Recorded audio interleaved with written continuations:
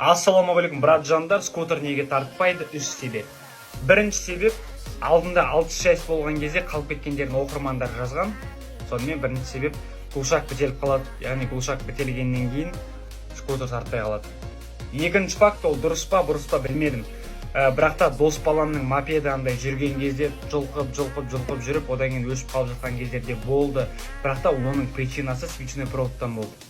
Үшінші факт, ол өз басынан өткен факт. Алдындағына мопедімді жасаттым.